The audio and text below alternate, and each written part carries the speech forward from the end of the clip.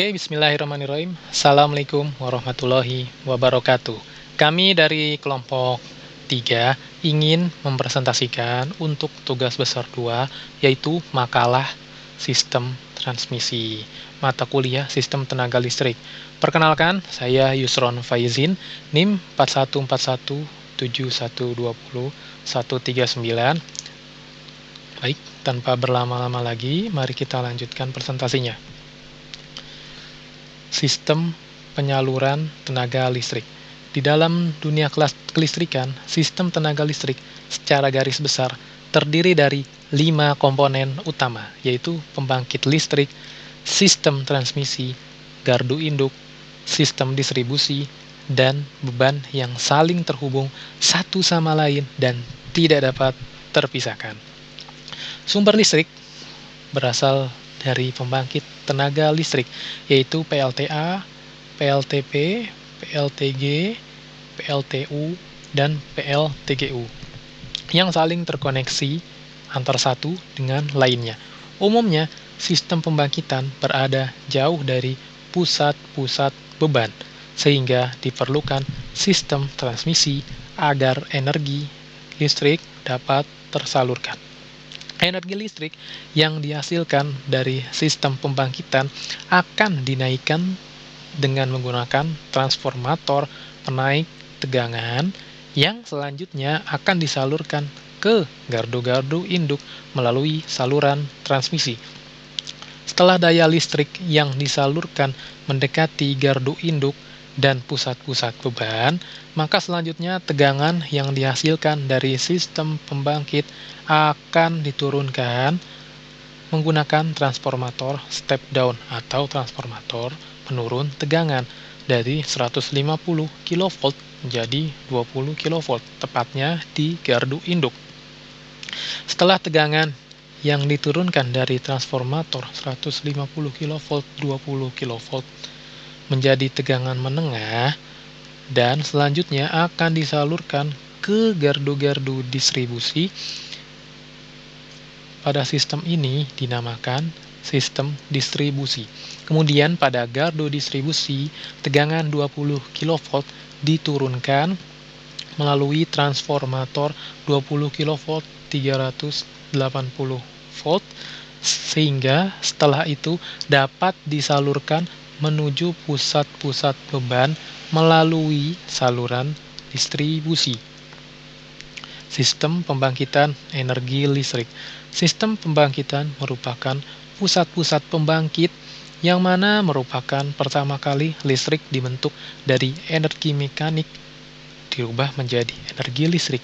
Peralatan utama pada sistem pembangkitan yaitu turbin, generator, transformer yang berfungsi untuk menaik atau menurunkan tegangan. Perusahaan pembangkit di Indonesia sendiri yaitu PT Indonesia Power, PT Pembangkitan Jawa Bali, dan perusahaan-perusahaan swasta lainnya. Sistem transmisi energi listrik. Sistem transmisi atau yang biasanya kita kenal dengan istilah gardu induk merupakan sebuah sistem untuk menyalurkan energi dari pusat pembangkitan ke pusat beban melalui saluran kabel atau saluran udara. Sistem transmisi sendiri memiliki peralatan utama yaitu transformator step down atau transformator step up, lalu voltage transformer, lalu current transformer, dan lain sebagainya. Sistem distribusi energi listrik. Sistem distribusi ialah sistem yang mengatur energi dari sistem transmisi ke pusat-pusat beban. Pusat-pusat beban di sini yaitu perumahan warga, gedung-gedung, pabrik-pabrik, dan lain sebagainya. Pada sistem ini terdiri dari gardu-gardu hubung, gardu portal, dan memakai saluran udara atau kabel bawah tanah. Sistem transmisi. Secara umum, sistem transmisi menggunakan saluran kabel dan saluran udara. Saluran udara tegangan ekstra tinggi atau SUTET digunakan sebagai penghubung antara gitet atau gardu induk tegangan ekstra tinggi dengan gitet lainnya. Sedangkan pada GI atau gardu induk menggunakan SUTT atau saluran udara tegangan tinggi dan SKTT yaitu saluran kabel tegangan tinggi sebagai penghubung ke gardu induk lainnya. Saluran udara tegangan tinggi atau SUTT. Saluran udara tegangan tinggi mempunyai fungsi sebagai penghubung antara gardu induk satu dengan gardu induk lainnya. Pada saluran SUTT ini, tegangan yang disalurkan yaitu sebesar 70 kV dan 150 kV. Namun, saat ini di Jakarta jarang sekali terdapat saluran SUTT 70 kV.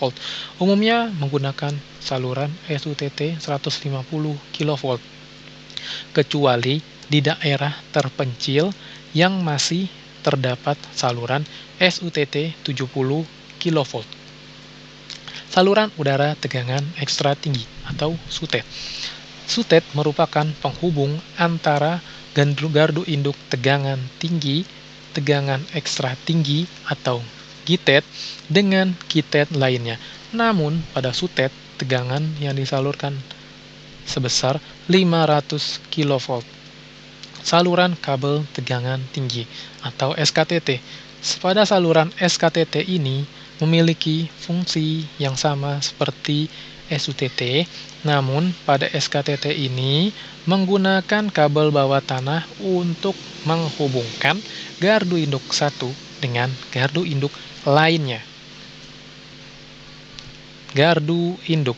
Secara umum, fungsi gardu induk untuk mentransformasikan tenaga listrik tegangan tinggi yang satu ke tegangan yang lainnya atau tegangan menengah. Gardu induk dibagi menjadi dua jenis, yaitu gardu induk konvensional dan gardu induk GIS atau Gas Insulated Substation. Untuk gardu induk 500 kV disebut dengan GITET atau gardu induk tegangan ekstra tinggi. Pada gardu induk terdapat beberapa peralatan utama, diantaranya. Baik, selanjutnya silahkan Mas Richard untuk dilanjutkan presentasinya. Terima kasih. Baik, terima kasih Mas Yusron Faizin. Assalamualaikum warahmatullahi wabarakatuh. Bismillahirrahmanirrahim. Perkenalkan, nama saya Richard Angkasa Pratama. Mungkin pada presentasi ini saya ingin menambahkan yang sudah dipresentasikan oleh Mas Yusron Faizin. Jadi di dalam gardu itu banyak sekali instalasi atau komponen yang sangat penting, yang mana komponen itu saling berhubungan erat satu dengan yang lainnya, yang tidak bisa dipisahkan satu sama lain. Contohnya itu adalah trafo tenaga. Nah, ini gambar yang ini yaitu trafo tenaga 60 MVA. Nah, fungsi utama trafo yaitu untuk menurunkan atau menaikkan tegangan. Umumnya trafo yang terpasang pada gardu induk itu sebesar 60 MVA dengan tegangan input itu 150 kV dan tegangan outputnya itu 20 kV. Nah, 20 kV itu yang bakal nanti ke distribusi. Setelah itu ada beberapa gardu induk yang gitet, gardu induk tegangan ekstra tinggi seperti di Kembangan, yaitu mempunyai trafo yang outputnya itu sebesar 500 kV. Inputnya itu sebesar 500 kV dan outputnya itu sebesar 150 kV. Itu terdapat pada gardu induk gitet gandul, gitet baraji atau gitet Kembangan. Saya lanjut trafo. Nah, setelah itu ada CT, current transformer, atau dalam bahasa Indonesianya itu trafo arus. Nah, CT itu fungsinya itu sebagai pengukuran arus dan juga metering, lalu sebagai media pada sistem proteksi. Jadi si CT ini sebagai pembacaan arus pada gardu induk. Nah, selain itu juga, jadi sistem proteksi itu mengambil si inputan itu dari si CT. Nah, cuman yang diambil itu hanya current-nya, hanya arusnya. Nah, dilanjut ada VT. VT itu voltage transformer. Fungsinya itu sama seperti CT, yaitu sebagai pengukuran tegangan. Jadi kalau yang CT tadi itu arus, nah kalau VT itu tegangan. Dan metering lalu sebagai media pada sistem proteksi.